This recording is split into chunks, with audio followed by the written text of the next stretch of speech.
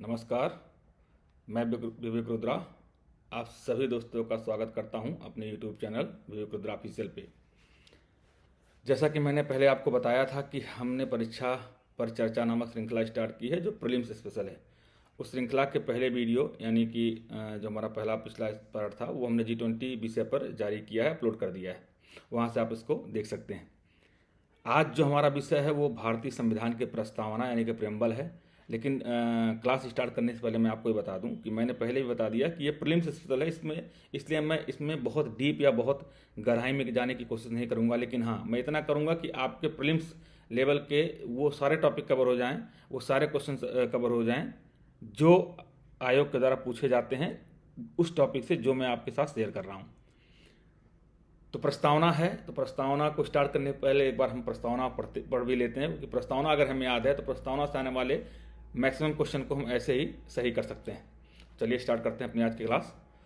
हम भारत के लोग भारत को एक संपूर्ण प्रभुत्व संपन्न समाजवादी पंथनिरपेक्ष लोकतंत्रात्मक गणराज्य बनाने के लिए तथा उसके समस्त नागरिकों को सामाजिक आर्थिक राजनैतिक न्याय विचार अभिव्यक्ति विश्वास धर्म उपासना की स्वतंत्रता प्रतिष्ठा और अवसर की समता प्राप्त कराने के लिए तथा उन सब में व्यक्ति की गरिमा और राष्ट्र की एकता और अखंडता सुनिश्चित कराने वाली बंधुता बढ़ाने के लिए दृढ़ संकल्प होकर अपनी इस संविधान सभा में आज तारीख 26 नवंबर 1949 ईस्वी मिति मार्गशीर्ष शुक्ल सप्तमी को 2006 विक्रमी को एतद् द्वारा इस संविधान को अंगीकृत अधिनियमित और आत्मार्पित करते हैं।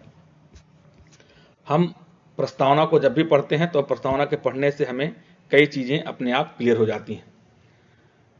अब हम आते हैं प्रस्तावना को उस रूप में आपके साथ शेयर करते हैं जिस रूप में आयोग में क्वेश्चन पूछते हैं। तो प्रस्तावना से बनने वाला जो पहला क्वेश्चन है उसके स्रोत को लेकर के है। स्रोत पे दो तरीके के स्रोत की हम चर्चा करेंगे। पहला कि प्रस्तावना का वैचारिक स्रोत कहाँ से लिया गया, तो आपका जवाब होगा प्रस्तावना का वैचारिक स्रोत हमने अमेरिका से लिया हुआ है। लेकिन प्रस्तावना में जिस भाषा का इस्तेमाल किया गया है उस भाषा का स्रोत हमने ऑस्ट्रेलिया से लिया हुआ है। तो ये टॉपिक आप एक पॉइंट आप क्लियर हो गए। दूसरा, प्रस्तावना की ऐतिहासिकता पे आपसे क्वेश्चन पूछे जाते हैं। तो प्रस्तावना की ऐतिहासिकता जब आप पढ़ते हैं तो आप पाते हैं कि प्रस्तावना को सबसे पहले उद्देश्य प्रस्ताव के रूप में या उद्देश्य प्रस्ताव के नाम से जवाहरलाल नेहरू ने 13 दिसंबर 1946 को प्रस्तुत किया था। और इसी उद्देश्य प्रस्ताव को जिसे 13 दिसंबर 1946 को जवाहरलाल नेहरू ने प्रस्तुत किया था, हमारी संविधान सभा ने 22 जनवरी 1947 को स्वीकृत किया। और यही आधार बना हमारे प्रस्तावना का। इसीलिए क्योंकि प्रस्तावना उद्देश्य प्रस्ताव के आधार पर बनाई गई है, इसलिए प्रस्तावना को उद्देशिका के नाम से भी जाना जाता है।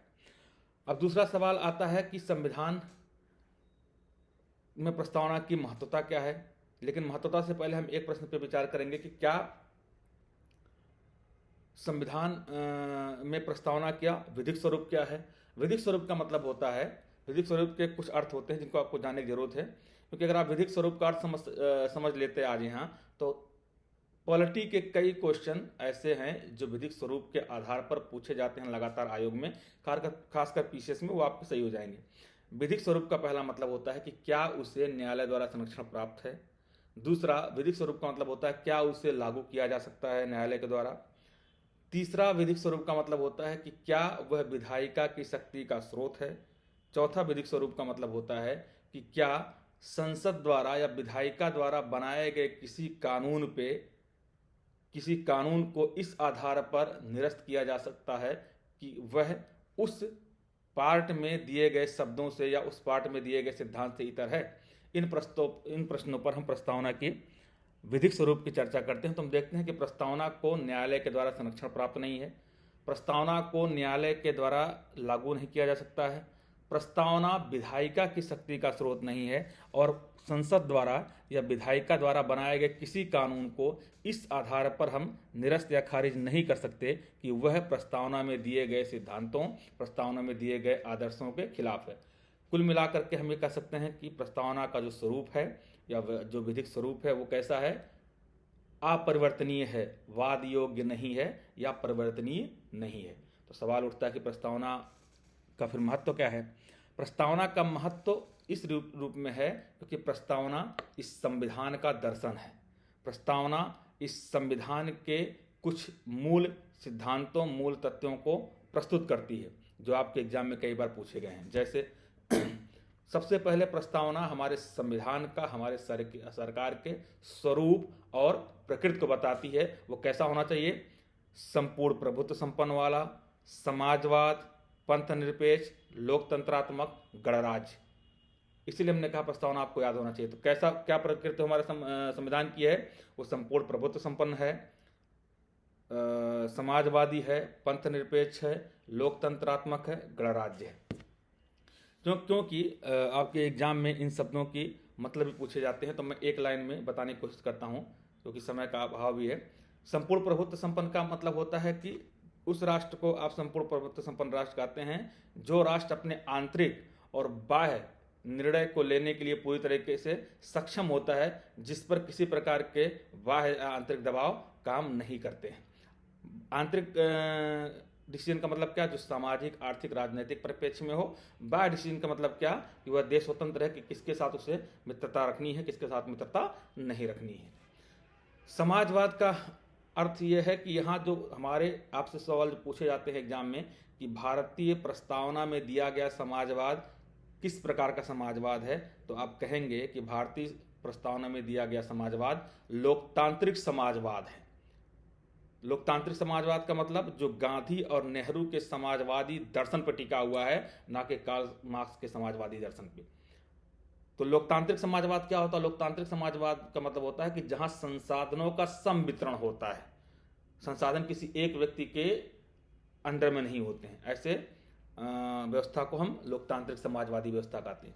पंथनिरपेक्ष का मतलब होता है कि राष्ट्र का, राज्य का, देश का कोई अपना राजकीय धर्म नहीं होगा, वह अपने सभी लोगों के लिए समान होगा। लोकतंत्र का मतलब होता है, आप सभी जानते हैं लोकतंत्र के लिए मैं एक ही शब्द का इस्तेमाल करता हूं, लिंकन की जो लाइन है, जनता के द्वारा, जनता के लिए, जनता की सरकार।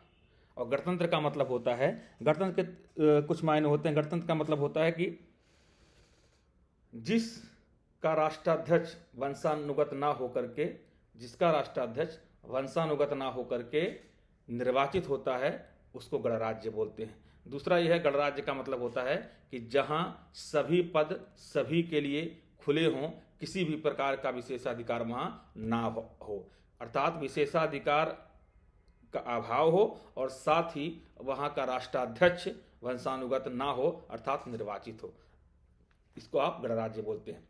दूसरा, हमारा प्रस्तावना हमारे संविधान के लागू होने की तिथि भी बताती है, जो आपने प्रस्तावना में पढ़ा होगा, 26 नवंबर 1949, मिति मार्गशीर्ष शुक्ल सप्तमी 2006 विक्रमी को।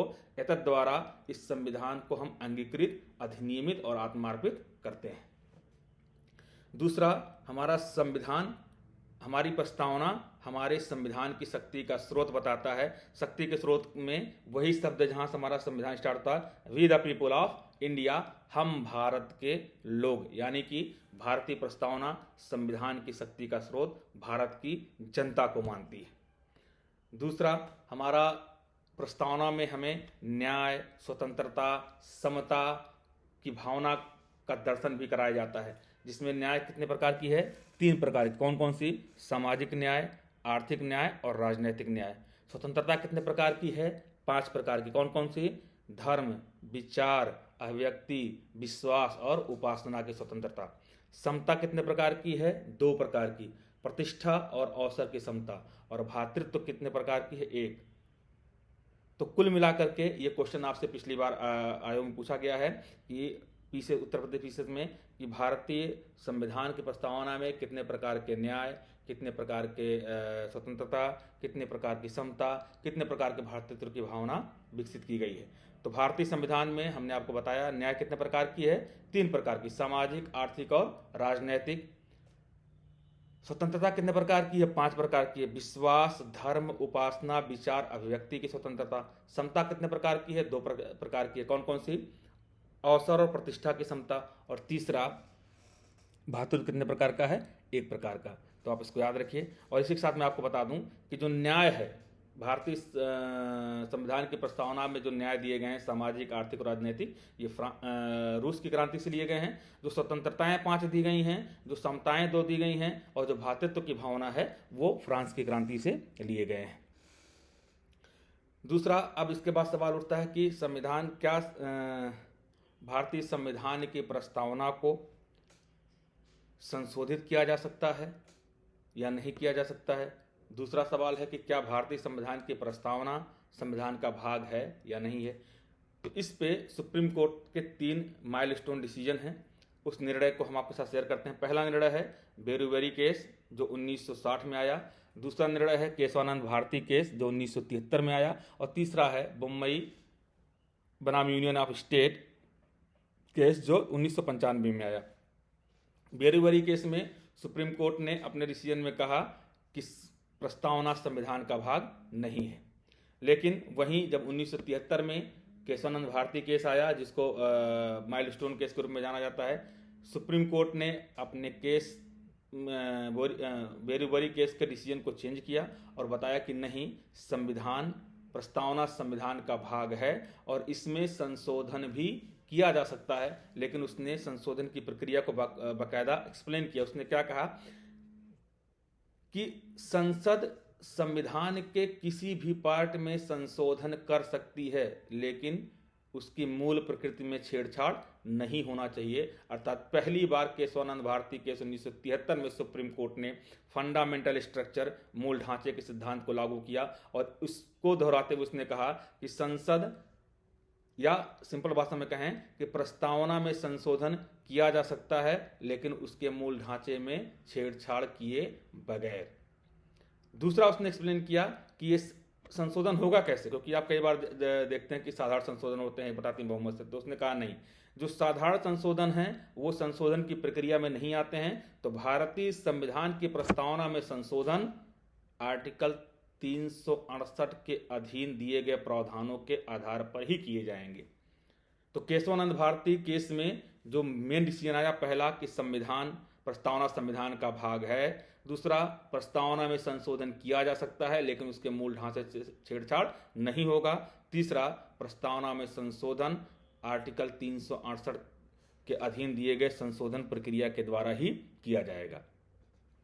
इसी से जुड़ता एक और केस है बम्बई बनाम यूनियन ऑफ स्टेट। उसमें भी सुप्रीम कोर्ट ने अपने केशवानंद भारती केस में दिए गए जजमेंट को वैलिड रखा, उसको पुष्ट किया।